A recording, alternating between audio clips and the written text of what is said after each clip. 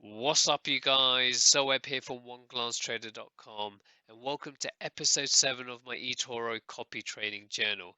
Now, what a few weeks we have had with the fear of rising interest rates and rising inflation. Investors have been spooked and started to panic sell.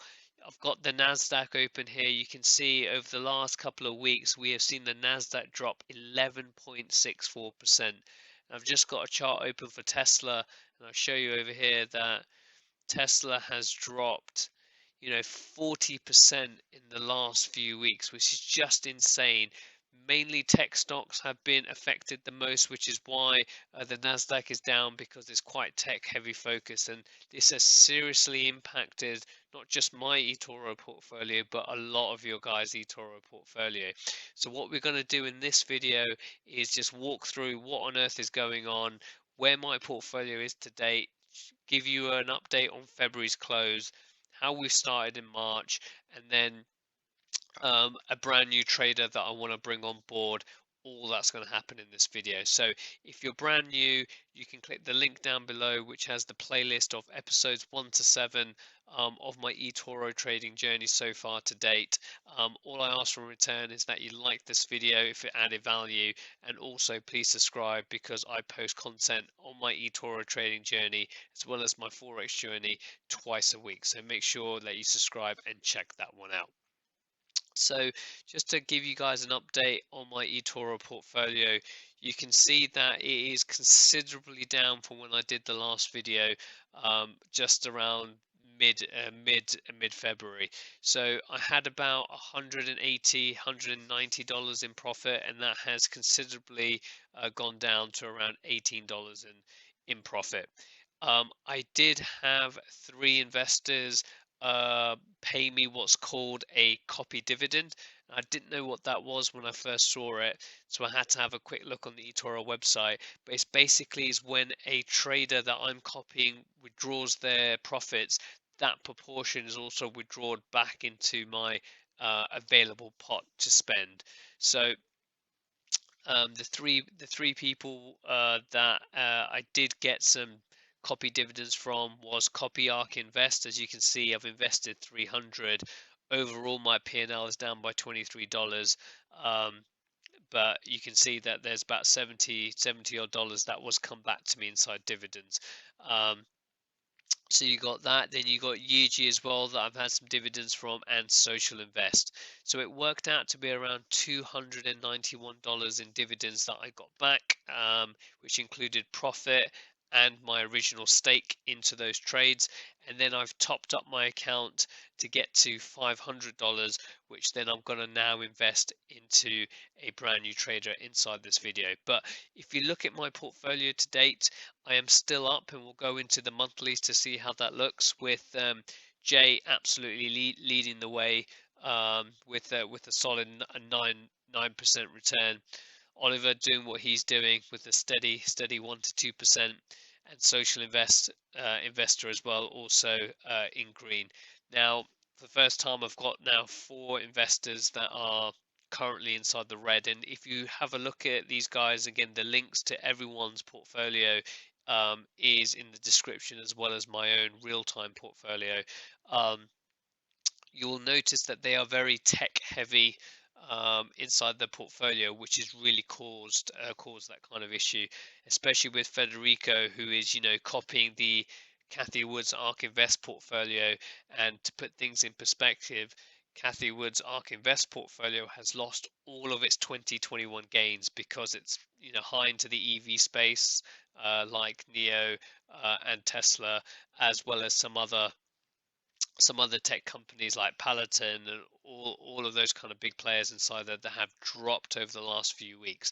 But for me, because I'm in this for the long term, this isn't something that I'm deeply too concerned about, because at the end of the day, this provides the traders that I'm trading buying opportunities to kind of buy into the dip. And if you read their posts that they post on the eToro platform, this is exactly what they're trying to do. So I do think that this is short term, like even though it's been an aggressive sell-off over the last 2 to 3 weeks. I do feel that this will also recover within the next 2 to 3 months. So again, I'm not looking to do anything drastic here. I'm just looking to continue this kind of journey, and hopefully we can get a positive outcome by the end of 2021. I think what this is going to do, this is going to affect how my portfolio looks on a month-to-month basis, as I was really expecting to kind of continue with the momentum of having green months all the way through. So again, I did do my fourth consecutive month in the green of 1.41%. At the beginning of February, February was up to nearly 8% return. And then just really in the last 6, 7 days of February, where the market started to sell off, and that has continued into March, where I'm currently sitting minus 2.45%. So I'm still up overall, still up around 3% ish. Yeah, 3.33%. Which is fine. Again, I'm just doing this journey so you guys can see what I'm doing, who am I investing in, and what the plans are kind of moving forward. So what I wanted to do is bring in a brand new trader to again diversify my portfolio even further, because I was thinking about, do I just go back into um, invest more into J? That seems to be doing really well, but again, I didn't want to be kind of skewed into one kind of particular trader. I would rather have a lot more traders on to kind of diversify my risk, which is why that some are doing good and some are doing bad. But I think overall, um, I'm quite comfortable with where things are. And if you look at how much like the Nasdaq has come off around, you know, 10, 11%. If you look at where my February and March is, it's around 1%. So again, diversification is kind of key. So in the last eToro update video, I shared with you how I personally filter traders to kind of pick out some of the cream of the crop kind of traders, and I'll link to that inside the description and in the top right corner, so you guys can check that one out. But you'll notice that this list has significantly got shorter, um, based on what we're seeing in terms of market volatility. Um, so I'm still quite comfortable with this, and the new trader I want to go into is, again, apologies, I pronounced his name wrong last time. I think is Yao Hui, if I've done that correctly. And he has consistently, since he started back in July, has not had a losing month. He is currently down, but only by 0.57%, which then strikes me that he's not very tech heavy into his trades at the moment, which again helps me diversify my portfolio even more, because I'm trying to hedge against kind of being overweighted inside the tech center. So like I said, I'm quite comfortable with that. Again, he's lost some copiers over the last few days, still on 620, still relatively new, but he's got a pretty decent risk score. Again, still heavily into kind of stocks, but if we look at what he's kind of trading, um, he kind of trades non US stocks, which is absolutely fine. I've got no problems with that.